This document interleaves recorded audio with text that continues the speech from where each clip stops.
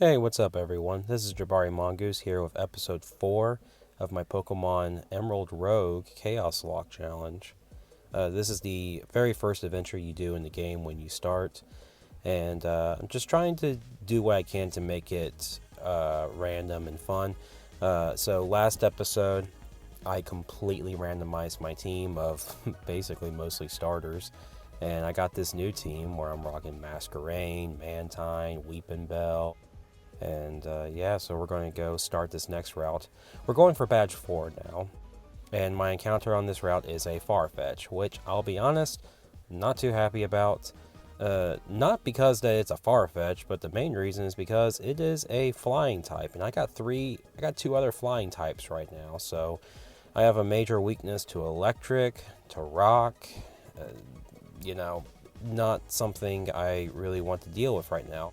Now, even though I did take care of Roxanne, I have a Watson at some point. And the fact that I haven't ran into him yet, and I'm just not going to look forward to it, because the longer I don't fight him, the tougher his electric types are going to be. And, Mantine is 4 times weak to electric. Masquerain's not going to handle it too much. And so far, this run has made me love Masquerain and have all new appreciation for it, but I'm not going to have high hopes of it going up against Watson's electric types. I'm just not. And, having a Farfetch just doesn't help. But maybe I can find a leak for it or something so it gets a boost in critical hits. I'll try to make work with the best qualities that Farfetch has. But so far in this route, it's a very heavy trainer route. Like, I'm just seeing Team Magma, Team Aqua Grunts. Everyone here wants to fight me, so taking advantage of my bulkiest Pokemon on the team right now, which is Clefable. It is rocking moves like Moonlight, Minimize for evasion, and then we also have Fire Blast and Thunder for the attacking moves. So it's putting in work, like I just said, so happy to have it on the team. There are a lot of poison types here, so that scares me. But I hope people are having a good day. The plan for this series is to have 3 episodes a week. So far, it seems like it's working pretty well. And I really, right now I'm liking this game. I'm liking it a lot. I like the pacing of it. Basically, 1 episode is me going through a route to get to the next gym. And then after that, we'll just see how many adventures I can do and how many ways I can mix this game up. Maybe once it's, after I beat a few adventures, if it starts feeling like more repetitive than like unique, then maybe it's time to move on to another game, but no, right now I'm enjoying it.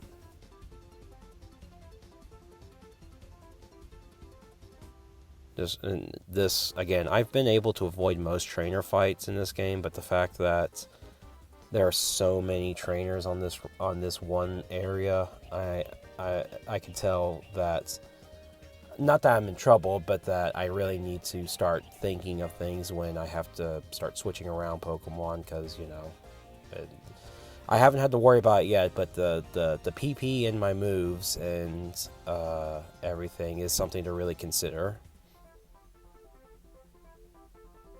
Okay, so now we got a new area here, so hopefully we can have a full team of 6 before the next gym fight. And here's a Lairon. I'm not upset about this. Lairon's a good Pokemon, very physically bulky, but I make a mistake because, you see, I wanted this to be so in my head, the way I thought about it was, if this wasn't a sturdy Lairon, it wasn't worth me catching, because sturdy, it guarantees to live a hit as long as it's at full health. And if it was just a Rockhead Lairon, which clearly it was, I just think it was not going to be used well. But granted, I honestly should have just taken my time and chucked Pokeballs at it. There was no reason for me to just recklessly kill the Pokemon like that. That's on me. I think there was a little bit of impatience and arrogance on my part there. Because, me complaining about electric types, Laron's not the best against electric Pokemon, but at least it's not, weak against it like my flying types. Okay, so some things to talk about here. This is a bit of a longer episode, so I'm fast-forwarding a lot of things because there was just so much prep and battles I had to do. So I find a leak, and I'm going to give that to Farfetch. A leak increases Farfetch's critical hit ratio, and my Farfetch has Slash, he has Night Slash, he has Sword Stance, so my concept with him is to just hopefully get a Sword Stance boost and then just start wailing with those high crit moves with the leak. Hopefully I can get some cheeky KOs. I get a Leaf Stone, which I give to Victory Bell, and I also give it a mint to change its nature to Jolly, because he has, I don't know if he has Sword Stance, but he has Sleep Powder and a lot of physical moves, so I'm going to try to take advantage of that. I also pick up some Focus Sashes and some leftovers. I'm just really taking advantage of all the money I have.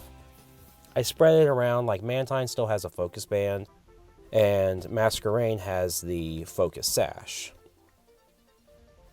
The last thing I do is I go and use my one free heal, and I switch into Clefable, who's honestly like my best Pokemon to start things off with, and our gym leader is Norman, who's a normal type.